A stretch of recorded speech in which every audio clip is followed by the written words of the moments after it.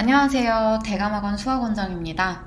이번에 이틀 전에 신한고 2학년 수학 원시험 봤죠? 1학기 기말고사 같이 한번 분석을 해볼게요. 우선은 총평입니다. 부교재에서 보통 신한고는 많이 나오는 편인데 점점 부교재에서 내는 비율이 줄어들고 있는 것 같아요. 예전에는 쌍둥이 문제가 굉장히 많았는데 부교재 쌍둥이 문제는 한 5문제 정도였고 나머지는 다 변형을 했다. 그러니까 문제 어떤 풀이 아이디어 정도는 가져왔지만 거의 전혀 다른 문제처럼 보일 수 있을 만큼 변형을 많이 하신 편이었고요. 근데 대감학원에서는 기말 대비 자료랑 그 다음 평택실록 우리 항상 푸는데 여기서 꽤나 많이 나와서 많이들 맞춰왔고 서술형은 좀 평이한 편이었습니다. 전체적으로 난이도는 그렇게 어렵진 않았지만 수열 파트다 보니까 계산 실수가 좀 많았을 것 같고요. 그 다음에 시간 안배가 문제 푸는 속도가 좀 느리면 다 못 풀었을 가능성도 높을 것 같네요. 등급 컷은 그래도 중간고사 때보다는 조금 더 높을 것 같습니다. 한번 문제 하나씩 한번 살펴볼게요. 6번, 1번부터 5번까지는 너무 기본 문제들이어서 특별히 넣지는 않았고 그냥 어느 학교에도 낼만한 문제들이었어요. 6번부터는 쌤이 굉장히 강조했던 문제 6번이랑 그 다음 15번 둘 다 쌤이 수열 문제를 풀면서 되게 강조했던 문제인데 기말 대비 자료에서도 절대값과 수열이 꼭 나올 거라고 얘기를 했었죠. 부호를 찾는 데 집중하고 특히나 등차 수열에 관한 문제가 많이 나올 거라고 했는데 절대값 문제가 전부 등차 수열 문제가 계속 나오고 있었어요. 그래서 이것도 우리 연습 되게 많이 하면서 했기 때문에 잘 맞춰왔고 그 다음 7번은 지금 요거는 그냥 좀 응용 문제 정도라고 생각하면 되는데 고등학교 1학년 때 수학상이 좀 잘 돼 있어야 편한 문제예요. 원과 직선의 교점을 묻는 문제고 그 x좌표로 시그마를 계산하는 건데 시그마 계산은 어렵지 않았겠지만 교점을 못 찾으면 좀 힘들었겠다. 우리는 평택실록에서 방정식의 두근 찾아서 시그마 계산하는 연습을 여러 문제 계산을 했었습니다. 네, 그래서 잘 맞춰왔고요. 그 다음 8번. 요거는 부교재 문제예요. 부교재 문제를 좀 변형을 했어요.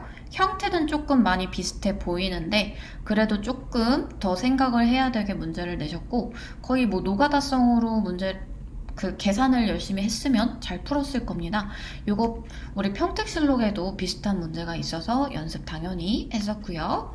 그 다음에 59번 문제는 그냥 부교재를 거의 똑같이 냈다 라고 생각하면 될 것 같아요. 지금 여기 보면은 S2는 3분의 2 S1이다 라고 하는데 여기는 6분의 5 S1이다 요 정도만 바뀌었고 그 다음 길이 정도 숫자만 바꾼 문제라고 볼 수 있고요. 그 다음 10번도 그냥 숫자만 바꿨다. 숫자를 바꿨나요? 거의 뭐 식은 일단 똑같고요. 여기서는 A3 플러스 A4 구하라고 했다고 보면 여기서는 A4만 구하라고 한 거 정도 바뀌었다고 볼 수 있겠네요. 11번 문제는 부교재에도 없었고 그냥 내신 문제 같아요. 네, 수열의 귀납적 정의와 관련된 문제였는데 요거는 그냥 계속 그 문제를 보면서 규칙을 찾으면 되는 문제였기 때문에 또 썩 어려운 문제라고 볼 수는 없었습니다. 그냥 내신 것 같아요. 그 다음 12번은 선생님이 원에 내접하는 사각형 문제가 굉장히 잘 나올 거라고 했는데 그 문제도 또 나왔죠. 특히 사각형이 한 원에 내접하는데 이렇게 두 각이 같은 거 두 각이 세타로 같은 문제 지금 부교재에도 비슷한 문제가 있었어요. 네, 이거 직전 대비 자료에도 있었죠. 그래서 이거 연습하고 갔기 때문에 다 맞춰왔고요. 그 다음 13번 문제 요것도 엄청 강조한 문제인데 수열의 합과 일반항 사이의 관계 문제입니다. 시그마의 어떤 수열의 합이 드러나 있고 그 다음 여기서 일반항을 구해서 새로운 수열의 합을 구하는 문제인데 우리 평택실록에 이 문제가 진짜 많았어요. 그래서 계속 연습을 했던 기억이 있네요. 네, 여기도 시그마 뭐 어떤 식에 대한 수열의 합 나와 있고 그걸로 또 다른 수열의 합을 구해라. 그 다음에 6번도 마찬가지고 일반항 구해서 새로운 수열의 합 구해야 되는 문제 계속 평택실록에 있었습니다. 연습 많이 했으니까 다 맞춰왔겠죠? 그 다음 14번 도형과 관련된 활용이에요. 사각형의 넓이를 구해서 그 다음에 그걸로 수열의 합을 구하는 거였는데 평택실록에도 사각형의 넓이를 구해서 그걸로 수열의 합 구하는 시그마 문제 있었습니다. 이걸로 연습 잘 하고 갔고요. 부교재에는 이거 비슷한 문제가 거의 없었던 것 같아요. 그랬는데 우리는 평택실록에서 따로 연습을 더 해줬습니다. 그 다음 16번 문제는 선생님이 새로 만드신 것 같아요. 되게 재밌는 문제죠. 이거는 부교재에도 특별히 비슷한 문제는 없었고요. 굳이 따지자면은 있기는 했는데 그냥 아이디어 정도, 수열의 합과 일반항 사이의 관계를 쓰는 아이디어 정도만 가져갔다 라고 볼 수 있는데 재밌는 문제 같습니다. 그 다음 17번. 17번은 수열의 기납적 정의 문제인데 보통 노가다성이 강하죠. 그죠? 그냥 노가다로 열심히 계산하면 되는데 이 문제가 객관식 마지막 문제예요. 이거 노가다 하면 되는 문제기도 하거든? 근데 이제 시간이 부족해서 여기까지 못 간 친구들이 많습니다. 네, 이것도 우리 부교재에도 비슷한 유형의 문제가 있었고요. 직전 대비 자료에도 있고 평택실록에도 비슷한 문제가 있었는데 여기까지 계산을 할 수 있었다면 되게 맞췄을 것 같네요. 네. 그 다음에 서술형 1번은 굉장히 쉬운 문제였고요. 그냥 계산 문제, 단순 계산 문제고, 그 다음 서술형 2번, 특히 요거는 부교재 없었어요. 부교재 없는 문제였는데 이 문제 처음 보면은 좀 당황스러울 수 있거든. 왜냐면 삼각형의 넓이의 최대값을 이용해서 구해야 되기 때문에.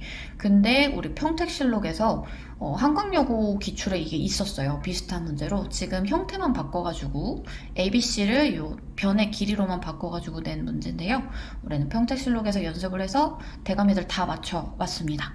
잘했고요. 그 다음에 문항 3번 귀납법 문제를 되게 연습을 많이 했는데 생각보다 많이 안 나와서 조금 실망했어요.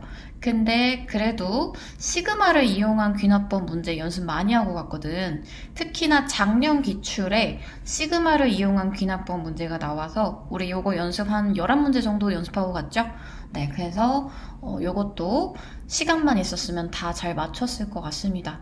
특별히 문항 3번은 귀납법 치고는 조금 쉽게 나온 편이었어요. 그래서 시간만 있으면 그리고 문제를 접근만 했으면 다 풀었을 거라고 믿습니다.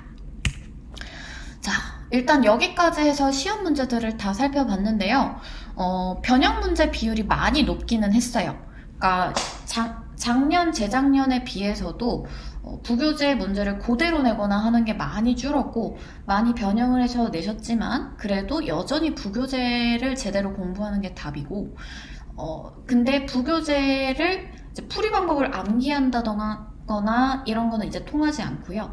거기에 속하는 개념을 정확하게 공부하고 그 문제의 아이디어를 이럴 땐 이런 아이디어가 쓰일 수 있겠구나 하는 것들을 공부해 줘야 되고 그 다음 외부 문제도 다소 출제가 되는데 요거는 우리 평택실록으로 많이 연습을 해줬고요. 그 다음 제일 중요한 것은 시간 분배 연습인 것 같습니다. 계산 연습도 많이 해야 될 것 같고요. 계산도 정확해야 될 것 같고 그 다음 안 풀면 빨리빨리 넘어가서 다음 문제를 풀 수 있는 시간 분배 연습도 필요한데 요거는 우리 대감이들은 기출 테스트 통해서 계속 연습하고 있죠. 2학기 때도 이렇게 빡시게 한번 준비해 보겠습니다. 화이팅!